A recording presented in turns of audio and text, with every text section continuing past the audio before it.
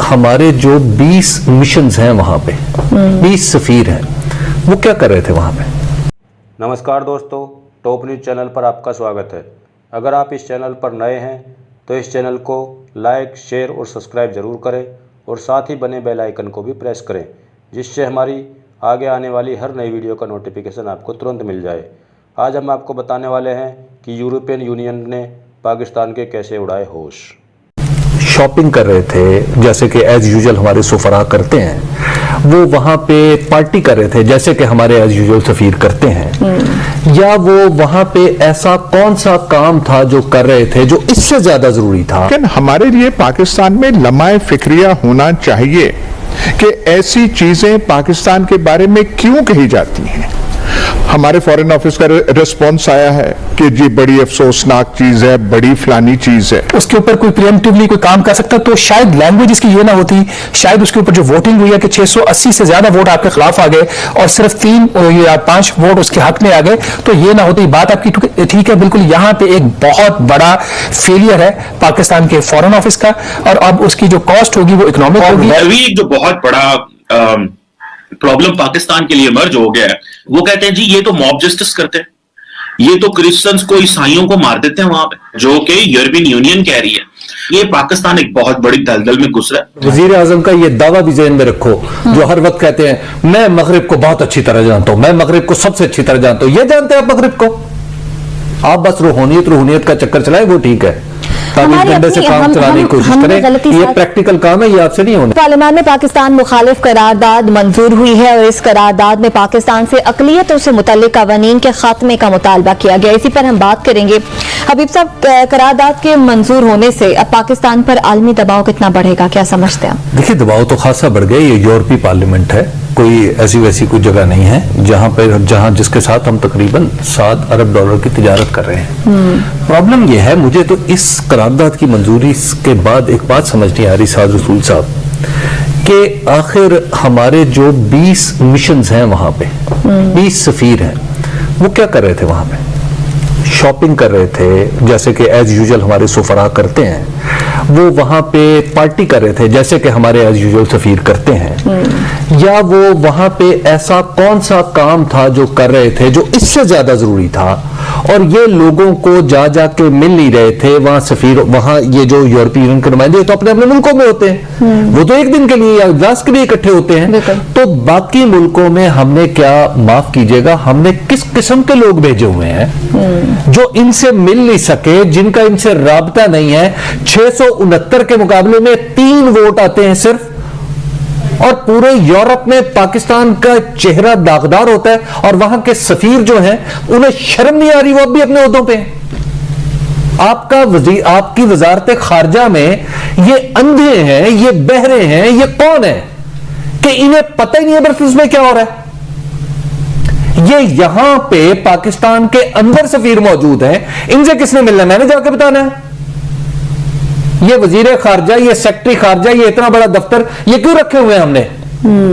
اگر ہمیں خارجہ محاذ پہ اسی طرح شکستیں ہونی ہیں، ہمارے منہ پہ اسی طرح کالک ملی جانی ہے، تو ان سب کے منہ پہ ملے نا۔ اور بھائی کوشش کی تم نے، اس کا مطلب ہے کوشش ہی نہیں کی۔ اب اس معاملے پر پاکستان کیا رد عمل دے گا؟ ساتھ صرف 3 ووٹ آئے پاکستان کے حق میں۔ دیکھیے اس کے اندر کیا اب ہم اس پہ بات کر سکتے ہیں سوائے یہ کہنے کے کہ خارجہ محاذ کے اوپر ہماری یہ اس کے اندر انفیشنسی بھی ہے، انفیکٹونیس بھی ہے۔ دیکھیے کچھ باتیں خارجہ محاذ پہ پاکستان کی ایک لارجر جیو پولیٹیکل سچویشن کے اندر دیکھنی ضروری ہے۔ ہمارا امریکہ کے ساتھ کیا ریلیشن شپ ہے؟ یہ صرف بائی لیٹرل ٹریڈ اور اس طرح کی چیزوں کے اوپر منحصر نہیں ہے، وہ افغانستان پہ بھی منحصر ہے، چائنا پہ بھی منحصر ہے، انڈیا پہ بھی منحصر ہے، خطے کے حالات میں منحصر ہے۔ ہماری مڈل ایسٹ کے اندر کیا پالیسی ہوگی، اس کے بہت سے لیورز ہیں۔ یہ صرف ایک بائی لیٹرل نہیں ہے کہ جی ہم نے سعودی عرب کے لیے کیا کیا، سعودی عرب نے ہمارے لیے کیا کیا، ہم نے یو اے کے لیے کیا کیا، انہوں نے ہمارے لیے کیا کیا۔ اس کے دیگر ممالک بھی لیورز ہیں، ایک لارجر جیو پولیٹیکل کوسچن ہے۔ یورپ کے ساتھ ہماری فورن پالیسی اتنی زیادہ فوکسڈ ہے چائنا، مڈل ایسٹ اور امریکہ کے اوپر کہ یورپ کے ساتھ ہماری سفارتی تعلقات کس طرح کے ہیں، ہماری انٹرنیشنل ٹریڈ کیسے ہوگی۔ ہم اب سی پیک کا اگر روٹ بن رہے ہیں، جیو پولیٹیکل جو ہے وہ صرف جو سفارتی محاذ ہے وہ کوئی کسی ایک चीज का नाम तो नहीं है, उसमें तो मल्टीपल लीवर्स हैं, डिप्लोमेसी के मल्टीपल लीवर्स होते हैं। उसके अंदर हम यूरोप को कैसे कोट करेंगे कि वो इंडिया सेंट्रिक या पाकिस्तान मुखालिफ सेंट्रिक कैंप्स में से निकल के तो पाकिस्तान के लिए उसके अंदर थोड़ी सी रमक पैदा हो। ये बात फॉरेन पॉलिसी के लॉन्ग टर्म स्ट्रेटेजिक गोल्स के अंदर होनी चाहिए। ये इस पर्टिकुलर रेजोल्यूशन या 2 महीने बाद क्या हो रहा है, 3 महीने बाद क्या हो रहा है, इसमें ये हमें ना बताएं। ये बताएं कि 2030 में आपका क्या विजन है यूरोपियन पार्लियामेंट की और पाकिस्तान की रिलेशनशिप का। हम 2030 में जर्मनी के साथ कहां खड़े होंगे, वहां तक कैसे पहुंचेंगे, फ्रांस के साथ कहां खड़े होंगे, वहां तक कैसे पहुंचेंगे। ये लॉन्गर टर्म यूरोप का स्ट्रेटेजिक हमारा गोल क्या है in light of China, in light of बाकी जियोपॉलिटिकल सिचुएशन। इस फॉरेन पॉलिसी को कम से कम मैंने आज तक आर्टिकुलेट होते नहीं सुना। हमने ये सुना कि पाकिस्तान का कश्मीर पे क्या स्टांस है, हमने सुना कि पाकिस्तान इंडिया के साथ क्या कर रहा है, हमने सुना कि पाकिस्तान का अफगानिस्तान के अंदर क्या, लेकिन क्या है हमारी ब्रसल्स के साथ क्या पॉलिसी है। अगर ये कोई शख्स बेहतर हो कि बता सके तो बड़ा अच्छा हो, ताकि उस पर एक सैर हासिल गुफ्तगू हो सके, 2-4 लोग उस पर बात कर सकें कि आप लीगल लेवल्स ये प्रेस करें, आप इकोनॉमिक लेवल्स ये प्रेस करें, आप डिप्लोमेसी के लेवल्स क्या प्रेस करें। अभी तक लगता यह है कि हमारी यूरोपियन रिलेटेड पॉलिसी जो है वो इफेक्टिवली दीगर चीजों में कहीं गुम हो गई। मैं हबीब साहब से इस बात पर इत्तेफाक करता हूं कि ये हमारे फॉरेन ऑफिस का फेलियर है। फॉरेन ऑफिस को, फॉरेन सेक्रेटरी को इसको आके कौम के सामने एक्सप्लेन, और वजीर आजम का ये दावा भी ज़हन में रखो, जो हर वक्त कहते हैं मैं मगरिब को बहुत अच्छी तरह जानता हूं, मैं मगरिब को सबसे अच्छी तरह जानता हूं। ये जानते हैं आप मगरिब को, आप बस रूहानियत का चक्कर चलाए, वो ठीक है, डंडे से काम चलाने की कोशिश करें। ये प्रैक्टिकल काम है, ये आपसे नहीं होने। लिखा गया उसकी बुनियादी वजह यह है कि यूरोपियन पार्लियामेंट को तहफ़्फ़ुज़ात हैं कुछ जो अक़लियतों के हकूक़ के हवाले से, और वो जो ब्लास्फेमी के कवानीन हैं उनका ख्याल है कि पाकिस्तान में उनका गलत इस्तेमाल किया जाता है। ये जो पार्लियामेंट्री रेजोल्यूशन है इसको सिर्फ एक रेजोल्यूशन के तौर पर नहीं लेना चाहिए। आगे चल के हम आपको बताएंगे कि इसके क्या पाकिस्तान की मईशत पर मुज़मिरात हो सकते हैं, लेकिन मेरे ख्याल में उससे पहले जो सबसे इंपॉर्टेंट बात है, आपके पास भी इंफॉर्मेशन है, मैंने भी कुछ लोगों से बात की है, जो पाकिस्तान का दफ्तर खारजा है, पाकिस्तान के जो सिफारती मिशन है और इवन ओवरऑल हुकूमत पाकिस्तान जो है वो बिल्कुल सोई रही, बिल्कुल बेखबर रही जब ये करारदाद जो है ये ड्राफ्ट हो रही थी, पाकिस्तान के खिलाफ लॉबिंग हो रही थी। और अब जो है मेरे ख्याल में डैमेज कंट्रोल की भी क्या बात करनी है, वो शीरी मजारी है हमारी एक मिनिस्टर, वो नी जाक रिएक्शन देती हैं, ट्विटर पे उन्होंने एक बयान दाग दिया है, लेकिन शायद ये मसले का हल नहीं है। कामरान आपने ठीक है, इसको देखने के 2 पहलू हैं। एक तो ये कि पाकिस्तान के जो दाखिली अमूर हैं उसमें हुकूमत पाकिस्तान की क्या पॉलिसीज होंगी, क्या उन पॉलिसीज के ऊपर किसी भी गैर मुल्क का या किसी एनजीओ का, किसी यूरोपीय यूनियन का, अमेरिका का कोई इन्फ्लुएंस होना चाहिए या नहीं, एक तो इसका ये पार्ट है। अगर उसकी मिस हैंडलिंग हुई है तो उसका जो रेक्टिफिकेशन है वो भी लोकल होनी चाहिए। दूसरा ये कि अगर इस तरह की जब चीज होती है, जब पाकिस्तान ने कन्वेंशन के ऊपर साइन किए हुए होते हैं और आपने कुछ फवायद लिए होते हैं बाहर के ममालिक से, तो फिर आप अपनी जो इकोनॉमिक सॉवरेनिटी और अपनी जो दूसरी आपकी सॉवरेनिटी मुल्क की होती है उसको आप दांव पे लगा देते हैं। यहाँ पे भी अगेन यहीं पे हुआ है। पाकिस्तान के अंदर हमेशा रिलीजियसली एक बहुत ही सेंटिमेंटल इशू रहा है।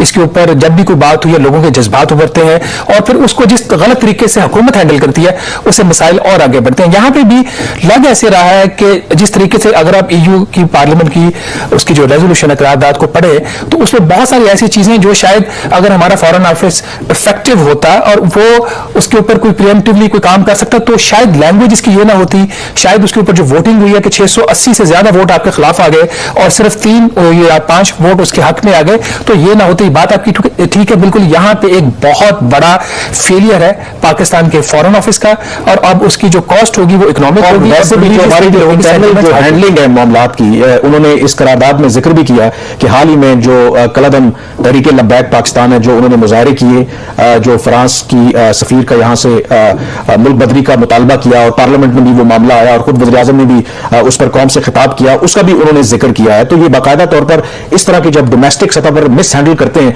तो जाहिर है कि वो इंटरनेशनल खबर बनती है। अब इसमें शायद कुछ लोगों के लिए ख्याल हो कि ये हमारे यहाँ भी करारदादें पास होती हैं, इसका कोई इंपैक्ट नहीं आएगा। जो मैंने जो मुतलका लोग हैं उनसे बात करने की कोशिश की, उन्होंने कहा नहीं ये बहुत सीरियस मामला है। और अगर करारदाद को उसमें देखें जो हमारे लिए GSP+ वाली बात है, उसमें जो यूरोपियन पार्लियामेंट ने कहा है कि calls on the commission and the European external action service to immediately review Pakistan's eligibility for GSP+ status in the light of current events and whether there is a sufficient reason to initiate a procedure for the temporary withdrawal of the status and the benefits that come with it, and to report to the European Parliament on this matter as soon as possible. अब इसमें और viewers वही हुआ जिसका डर था।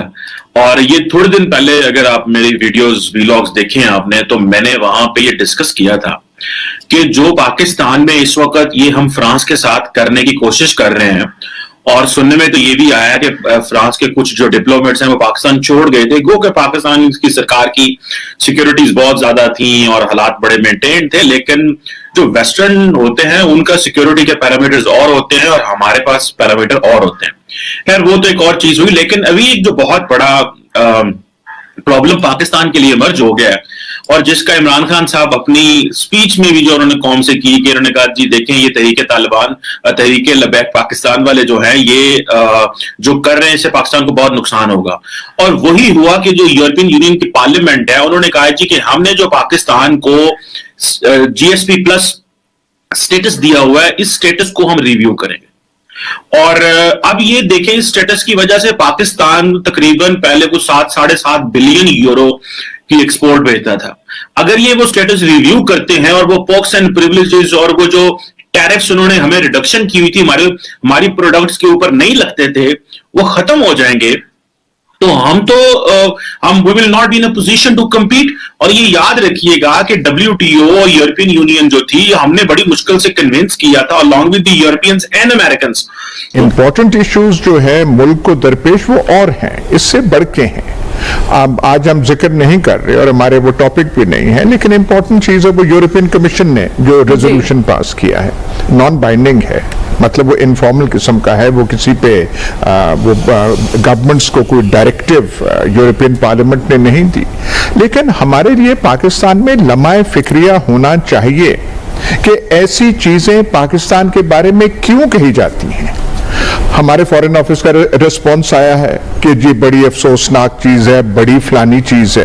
اور بھائی جو یورپین پارلیمنٹ نے کہا ہے اس میں کوئی مبالغہ ہے، کوئی غلط بات ہے، کوئی جھوٹ ہے، کوئی اس میں کوئی پاکستان کے خلاف سازش ہے. انہوں نے یہ کہا ہے کہ آپ کے کئی قوانین جو ہیں ان کا غلط استعمال ہوتا ہے. جی اس میں کون سی شک ہے کہ وہ غلط استعمال ہوتا ہے؟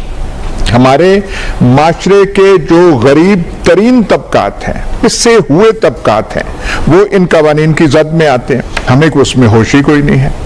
اور وہ جس کی وہ جماعت جو ہے جس نے اچھے ووٹ لیے ہیں اس الیکشن میں جیتی نہیں ہے، وہ جو بینڈ ہے تحریک لبیک پاکستان، اس نے جو ہنگامہ کھڑا کیا تھا انہی چیزوں پہ کھڑا کیا تھا. لیکن ہم چپ ہوتے نہیں وہ نہیں، رد عمل آئے گا وہ ہوگا. تو دوستو میں آپ کو بتا دوں کہ یورپی سنسد کچھ دنوں میں اس پرستاو کو پاس کر دے گی.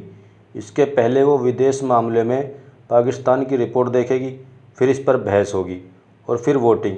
اب چونکہ پرستاو کے پکش میں 681 اور ورودھ میں محض 6 ووٹ پڑے ہیں تو یہ طے مانا جا سکتا ہے کہ پاکستان کو یہ اسٹیٹس کھونا پڑے گا.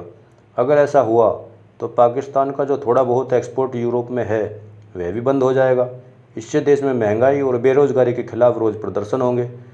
تو اس پرستاو میں کہا گیا ہے کہ عمران خان اپنے لوگوں کے ادھیکاروں کی رکشا کرنے کے بجائے ہولوکوسٹ کا ذکر کر کے لوگوں کو اور بھڑکا رہے ہیں. اب اس استھتی میں پاکستان کو اس دلدل سے کوئی چمتکار ہی نکال پائے گا.